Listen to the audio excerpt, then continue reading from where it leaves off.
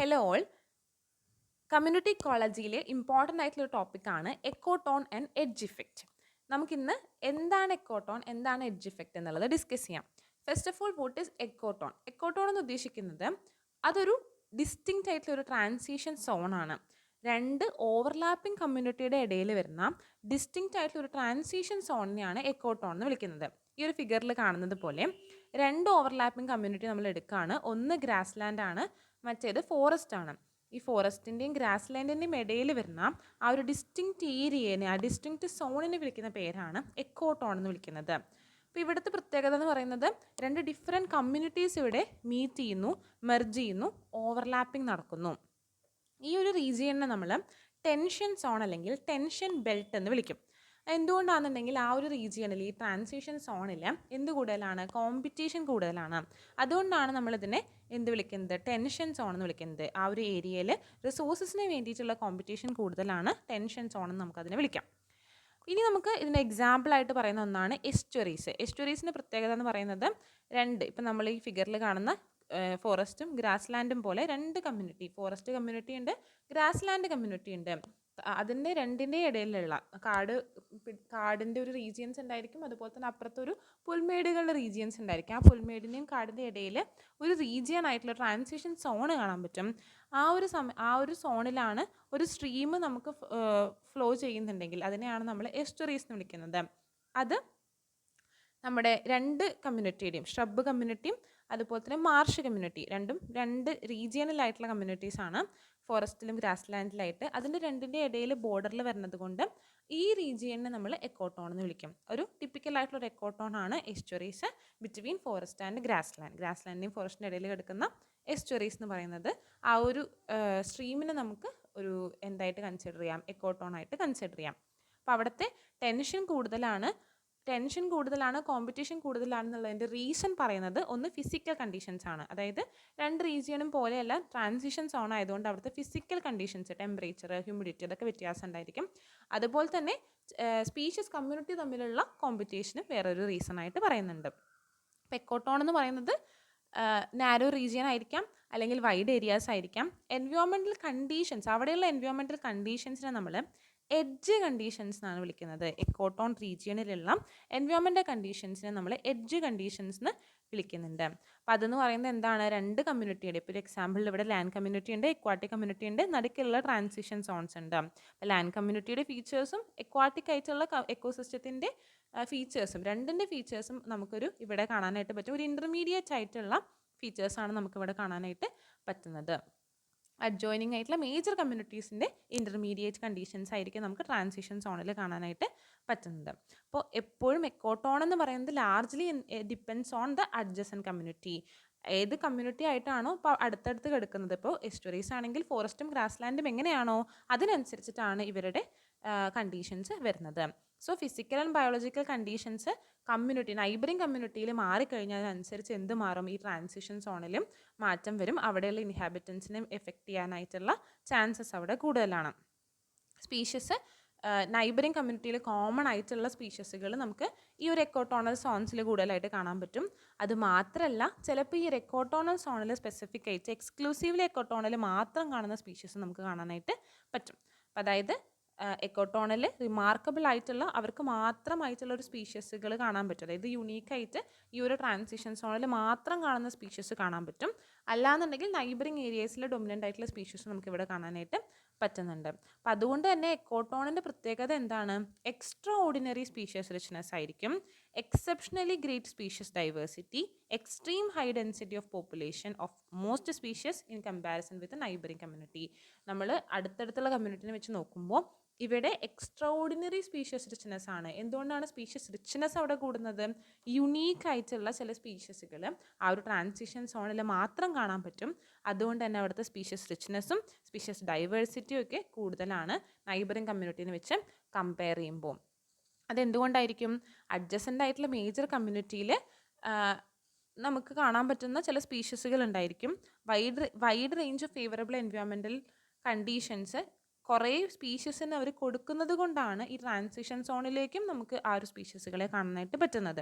ഇപ്പോൾ ഈ എക്കോട്ടോണൽ കണ്ടീഷൻസിൽ ചില എനിമൽസ് അല്ലെങ്കിൽ ചില പ്ലാന്റ്സ് ഒക്കെ ഉണ്ടാവുന്നു, അല്ലെങ്കിൽ ഈ ഇനിമൽസിന് മൂവ് ചെയ്യാൻ പറ്റുന്ന ആളുകളാണെന്നുണ്ടെങ്കിൽ തന്നെ അപ്പോൾ എന്തുണ്ടായിരിക്കും, അൺഫേവറബിൾ കണ്ടീഷൻസ് വന്നാൽ, അതായത് ട്രാൻസിഷൻ സോണിൽ എന്തെങ്കിലും പ്രശ്നം വന്നു അല്ലെങ്കിൽ അൺഫേവറബിൾ കണ്ടീഷൻ വന്നു കഴിഞ്ഞാൽ അവരെന്ത് ചെയ്യും, പാരൻ്റ് കമ്മ്യൂണിറ്റിയുടെ അടുത്തേക്ക് റിട്ടേൺ ചെയ്യുന്നു. പാരൻ്റ് കമ്മ്യൂണിറ്റി ഉദ്ദേശിക്കുന്നത് ഇവിടെ എന്താണ്, ഇപ്പോൾ ഒരു ഫോറസ്റ്റിലുള്ള ഒരു ഓർഗാനിസം ആയിരുന്നു അല്ലെങ്കിൽ സ്പീഷ്യസ് ആയിരുന്നു, ഫോറസ്റ്റിൽ നിന്ന് ഡൊമിനേറ്റ് ആയിട്ടുള്ള സ്പീഷ്യസ് അത് എക്കോട്ടോണൽ റീജിയനിലേക്ക് വരുന്നു, അതായത് എസ്റ്റുറീസിലേക്ക് വരുന്നു. എസ്റ്റുറീസിൽ എന്തെങ്കിലും അൺഫേവറബിൾ കണ്ടീഷൻ വരുമ്പോൾ എന്ത് ചെയ്യും, അവർ റിട്ടേൺ ചെയ്ത് തിരിച്ച് ഫോറസ്റ്റിലേക്ക് വരുന്നു. ആ ഒരു കണ്ടീഷനാണ് നമ്മളിവിടെ ഡിസ്കസ് ചെയ്യുന്നത്. അപ്പോൾ ചില സ്പീഷ്യസുകൾ എക്കോട്ടോണിൽ മാത്രം റിസൈഡ് ചെയ്യുന്നുണ്ട്, ബാക്കിയുള്ളത് അൺഫേവറബിൾ കണ്ടീഷൻസ് ഒക്കെ വരുമ്പോൾ തിരിച്ച് പോകുന്നുണ്ട്. അപ്പോൾ ഈ മേജർ കമ്മ്യൂണിറ്റിയിൽ ഉള്ള ചില എനിമൽസിന് അവിടുത്തെ കണ്ടീഷൻസ് ആയിട്ട് അഡാപ്റ്റേഷൻസ് നമുക്ക് ഇല്ലാതെ വരുമ്പോൾ അവരെപ്പോഴും എന്തായിരിക്കും, എക്കോട്ടോണൽ കണ്ടീഷൻസിൽ മാത്രമായിട്ടാണ് കാണാനായിട്ട് പറ്റുന്നുള്ളൂ. ചില എനിമൽസ് നമുക്ക് എക്കോട്ടോണിൽ മാത്രം കാണാനുള്ള കാരണം എന്ന് പറയുന്നത് അവർക്ക് മേജർ കമ്മ്യൂണിറ്റി അല്ലെങ്കിൽ അവരുടെ പഴയ മുന്നുണ്ടായിരുന്ന കമ്മ്യൂണിറ്റി അല്ലെങ്കിൽ മേജർ കമ്മ്യൂണിറ്റിയിൽ പിന്നീട് അഡാപ്റ്റേഷൻസ് പോസിബിൾ അല്ലാതെ വരുന്നു. ബെറ്റർ അഡാപ്റ്റേഷൻസ് അല്ലെങ്കിൽ ബെറ്റർ ടോളറൻസ്, ഏറ്റവും കൂടുതൽ നന്നായിട്ട് അഡാപ്റ്റ് ചെയ്ത് ജീവിക്കാൻ പറ്റുന്ന, സർവൈവ് ചെയ്യാൻ പറ്റുന്ന, ടോളറേറ്റ് ചെയ്യാൻ പറ്റുന്ന കണ്ടീഷൻസ് എക്കോട്ടോണൽ റീജിയനിലാവുന്നത് കൊണ്ട് എക്സ്ക്ലൂസീവ്ലി അവർ നമുക്ക് എവിടെ കാണാൻ പറ്റും, എക്കോട്ടോണൽ റീജിയൻസിൽ കാണാനായിട്ട് പറ്റുന്നു. അപ്പോൾ അതുകൊണ്ട് തന്നെ നമുക്കിവരെ എന്ത് വിളിക്കാം, എഡ്ജ് കമ്മ്യൂണിറ്റി എന്ന് വിളിക്കാം. എഡ്ജ് കമ്മ്യൂണിറ്റി എന്ന് ഉദ്ദേശിക്കുന്നത് ഇവർ രണ്ടും ഒരു എഡ്ജിലാണ് കാണുന്നതല്ലോ, അതുകൊണ്ടാണ് എഡ്ജ് കമ്മ്യൂണിറ്റി എന്ന് വിളിക്കുന്നത്. അപ്പോൾ എഡ്ജ് കമ്മ്യൂണിറ്റിയിൽ എന്തൊക്കെ ഉണ്ടായിരിക്കും, populations from adjacent major community. Adjacent major കമ്മ്യൂണിറ്റിയിൽ ഏറ്റവും കൂടുതൽ ഉണ്ടായിരുന്ന പോപ്പുലേഷൻസ് അല്ലെങ്കിൽ അവിടെ ഉണ്ടായിരുന്ന പോപ്പുലേഷൻസ് നമുക്ക് ഇവിടെ കാണാൻ പറ്റും. അല്ലാതെ ഇവിടെ എന്ത് കാണാൻ പറ്റും, ecotonal population that are characteristics of ecotone and mostly or exclusively restricted to ecotone. എക്കോട്ടോണിൽ മാത്രം കാണുന്ന സ്പീഷ്യസുകൾ നമുക്ക് കാണാനായിട്ട് പറ്റുന്നുണ്ട്. ഇപ്പോൾ species abundance and population density are much higher in ecotonal community than the adjacent major community. Species അബൻഡൻസും population density എവിടെ കൂടുതലാണ്, എക്കോട്ടോണൽ റീജിയൻസിൽ, എഡ്ജ് കമ്മ്യൂണിറ്റിയിൽ കൂടുതലാണെന്നാണ് പറയുന്നത്. അപ്പോൾ ഈ ഒരു ഇത് വെച്ച് നമുക്ക് എഡ്ജ് എഫക്റ്റ് എന്താണെന്നുള്ളത് മനസ്സിലാക്കാനായിട്ട് പറ്റും. എഡ്ജ് എഫക്റ്റ് എന്ന് പറയുന്നത് unique general features of ectoton is known as principles of edge. The phenomena in which ectoton is endowed with incredible species diversity, immense species abundance, exceptionally high population density is called edge effect. Edge effect എന്ന് ഉദ്ദേശിക്കുന്നത് edge കമ്മ്യൂണിറ്റിയിലുള്ളാവുന്ന പ്രത്യേകതകളാണ്. അവർക്ക് എന്തുണ്ട്, diversity കൂടുതലാണ്, species abundance കൂടുതലാണ്, അതുപോലെ തന്നെ population density കൂടുതലാണ് എന്ന് പറയുന്നതാണ് എഡ്ജ് ഇഫക്റ്റ് കൊണ്ട് നമ്മൾ ഉദ്ദേശിക്കുന്നത്.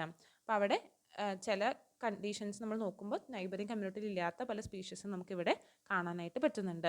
അപ്പം ഇങ്ങനെ ഈ എക്കോട്ടോണൽ റീജിയൻസിൽ എക്സ്ക്ലൂസീവ്ലി അവിടെ മാത്രം കാണുന്ന യുണീക്ക് ആയിട്ടുള്ള സ്പീഷ്യസിനെ നമ്മൾ എഡ്ജ് സ്പീഷ്യസ് എന്ന് വിളിക്കുന്നു. എഡ്ജ് കമ്മ്യൂണിറ്റിയിലുള്ള സ്പീഷ്യസുകളെ അവിടെ എക്സ്ക്ലൂസീവ്ലി അവിടെ മാത്രം കാണുന്നവർ നമുക്ക് എഡ്ജ് സ്പീഷ്യസ് എന്ന് വിളിക്കാം. അപ്പം നമ്മൾ എഡ്ജ് എന്താണ്, എക്കോട്ടോൺ എന്താണെന്ന് ഡിസ്കസ് ചെയ്തു. എഡ്ജ് എന്ന് പറയുന്നത് ശരിക്കും ഒരു ബൗണ്ടറീനെയാണ് ഉദ്ദേശിക്കുന്നത്, രണ്ട് എക്കോസിസ്റ്റത്തിനിടയിലുള്ള ബൗണ്ടറി. അപ്പോൾ അത് കുറേ കാര്യങ്ങൾ ഇൻഫ്ലുവൻസ് ചെയ്യുന്നുണ്ട്, environmental conditions, ecological interactions, species distributions ഒക്കെ വെച്ചിട്ടാണ് നമ്മൾ എഡ്ജിനെ പറ്റി പറയുന്നത്. നാച്ചുറൽ ആയിട്ടുള്ള എഡ്ജസും ആർട്ടിഫിഷ്യൽ ആയിട്ടുള്ള എഡ്ജസും ഉണ്ട്. നാച്ചുറൽ എഡ്ജസിൽ വരുന്നതാണ് നമുക്ക് ഫോറസ്റ്റ്, ഗ്രാസ് ലാൻഡ് ട്രാൻസിഷൻ ആയിട്ടുള്ള എന്തെങ്കിലും മൗണ്ടെയിൻ വരുന്നു, വാലി വരുന്നു, എസ്ട്രീസ് വരുന്നു, അങ്ങനെയുള്ള ട്രാൻസിഷൻ സോൺസ് നാച്ചുറലി ഉണ്ടാവുന്നു. എന്നാൽ ആർട്ടിഫിഷ്യൽ എഡ്ജസ് എന്ന് പറയുന്നത് നമ്മൾ ഹ്യൂമൻ ക്രിയേറ്റ് ചെയ്യുന്ന, അല്ലെങ്കിൽ നമ്മൾ രണ്ട് എക്കോസിസ്റ്റത്തിനിടയിൽ അല്ലെങ്കിൽ ഒരു നമ്മൾ എന്ത് ചെയ്യുന്നു, അഗ്രികൾച്ചറൽ ഫീൽഡ് ക്രിയേറ്റ് ചെയ്യുന്നു, അല്ലെങ്കിൽ നമ്മളൊരു റോഡ് ക്രിയേറ്റ് ചെയ്യുന്നു, അർബൻ ഡെവലപ്മെൻറ്റിൻ്റെ ഭാഗമായിട്ട് എന്തെങ്കിലും പുതിയ ക്രിയേഷൻസ് ഉണ്ടാക്കുന്നുണ്ട്, അതൊക്കെ നമുക്ക് ആർട്ടിഫിഷ്യൽ എഡ്ജായിട്ട് പറയാൻ പറ്റും. അപ്പോൾ അവിടെ നിന്ന് എക്കോട്ടോൺ എന്താണെന്ന് പറഞ്ഞു, ട്രാൻസിഷൻ സോണിനെയാണ്, അവിടുത്തെ രണ്ട് എക്കോസിസ്റ്റം മെർജ് ചെയ്യുന്ന ട്രാൻസിഷൻ സോണിനെ എക്കോട്ടോൺ എന്ന് വിളിച്ചു നമ്മൾ. യുണീക്ക് ആയിട്ടുള്ള ക്യാരക്ടറിസ്റ്റിക്സും അഡാപ്റ്റേഷൻസും ഒക്കെ നമുക്ക് അവിടെ കാണാനായിട്ട് പറ്റും. അവിടെ ഹൈ ബയോഡൈവേഴ്സിറ്റി ആണ്, കാരണം രണ്ട് എക്കോസിസ്റ്റത്തുകൾ തമ്മിൽ കൂടിച്ചേരുന്ന റീജിയനാണ്. അതുകൊണ്ട് തന്നെ അവിടെ കണ്ടീഷൻസ് ഡിഫറെൻ്റ് ആണ്. യുണീക്ക് ആയിട്ടുള്ള കണ്ടീഷൻസ് കിട്ടുമ്പോൾ ബയോഡൈവേഴ്സിറ്റി കൂടുന്നു. അപ്പോൾ അതുപോലെ സ്പീഷ്യസ് എന്ന് പറയുന്നത് യുണീക്ക് ആയിരിക്കും ഇവിടെയുള്ളത്. ഇവിടുത്തെ environmental conditions, soil composition, moisture level, temperature, അതൊക്കെ കുഞ്ഞു കുഞ്ഞു ഹാബിറ്റ്, മൈക്രോ ഹാബിറ്റുകൾ ഉണ്ടാക്കാനായിട്ട് കാരണമാവുന്നുണ്ട്. അതുകൊണ്ടാണ് ഇവിടുത്തെ ഡൈവേഴ്സിറ്റി കൂടുന്നത്.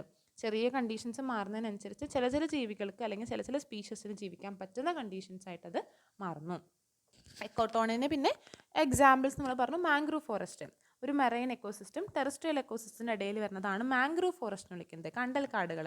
എസ്റ്റുറീസ് എന്ന് പറയുന്നത് ഫ്രഷ് വാട്ടർ ഫോമാണ് ഉദ്ദേശിക്കുന്നത്.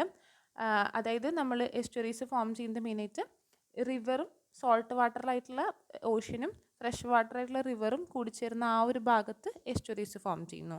അതൊരു എക്സാമ്പിളാണ്. അതായത് അപ്പോൾ ആ ഒരു കണ്ടീഷനിൽ ഓഷ്യനിലുള്ള സോൾട്ട് വാട്ടറും ഫ്രഷ് വാട്ടറിൻ്റെ ഉള്ള റിവറിലുള്ള ഫ്രഷ് വാട്ടറും തമ്മിൽ മീറ്റ് ചെയ്യുന്നത് കൊണ്ട് തന്നെ ആ കണ്ടീഷൻസ് എൻറ്റയർലി ഡിഫറെൻ്റ് ആയിരിക്കും, കുറച്ച് മാറ്റങ്ങൾ ഉണ്ടായിരിക്കും. സോ അവിടെ പുതിയ സ്പീഷീസുകൾക്കുള്ള മൈക്രോ ഹാബിറ്റുകൾ ഉണ്ടാവുന്നു. ഗ്രാസ് ലാൻഡ് ഫോറസ്റ്റ് ബൗണ്ടറീസ് ആണ്. ചിലപ്പോൾ ഗ്രാസ് ലാൻഡിൻ്റെയും ഫോറസ്റ്റിൻ്റെ ഇടയിൽ നമുക്ക് ചില ബൗണ്ടറീസ് എസ്റ്റുറീസ് പോലുള്ള ബൗണ്ടറീസ് ഒക്കെ എക്കോട്ടോണുകളായിട്ട് കാണാനായിട്ട് പറ്റുന്നുണ്ട്. അപ്പോൾ എഡ്ജ് ഇഫക്റ്റ് നമ്മൾ നേരത്തെ പറഞ്ഞിരുന്നതാണ്. ഗ്രേറ്റർ ബയോഡൈവേഴ്സിറ്റി ഈ ഒരു ബൗണ്ടറി റീജിയനിൽ കാണുന്നു എന്നുള്ളതാണ് എഡ്ജ് ഇഫക്റ്റ് കൊണ്ട് ഉദ്ദേശിക്കുന്നത്. അതുകൊണ്ട് ഈ ഒരു ഏരിയയിൽ കോമ്പറ്റീഷൻസ്, പ്രഡേഷൻസ്, ന്യൂ എക്കോളജി എന്നുള്ളതൊക്കെ ഇൻക്രീസ് ആവാനും ഇക്കോളജിക്കൽ അഡാപ്റ്റേഷൻസ് അതിനനുസരിച്ച് പുതിയതായിട്ട് ഉണ്ടാവാനായിട്ടുള്ള ചാൻസസ് കൂടുതലാണെന്ന് പറയുന്നു. അതാണ് എഡ്ജ് ഇഫക്റ്റ് കൊണ്ട് ഉദ്ദേശിക്കുന്നത്. അപ്പോൾ ഇതാണ് എക്കോട്ടോൺ എന്ന് പറഞ്ഞാൽ എന്താണ്, എഡ്ജ് ഇഫക്റ്റ് എന്ന് പറഞ്ഞാൽ എന്താണെന്നുള്ളത് ഉദ്ദേശിക്കുന്നത്. ഇപ്പോൾ കമ്മ്യൂണിറ്റി ഇക്കോളജിയിൽ തന്നെ വളരെ ഇമ്പോർട്ടൻ്റ് ആയിട്ടുള്ള ഒരു കോൺസെപ്റ്റാണ് എങ്ങനെയാണ് ആ ഒരു ഡൈവേഴ്സിറ്റി കൂടുന്നത്, എഡ്ജ് ഇഫക്റ്റ് എങ്ങനെയാണ് പോസിബിൾ ആവുന്നുള്ളത് എന്നാണ് നമ്മൾ ഡിസ്കസ് ചെയ്തത്. Thank you.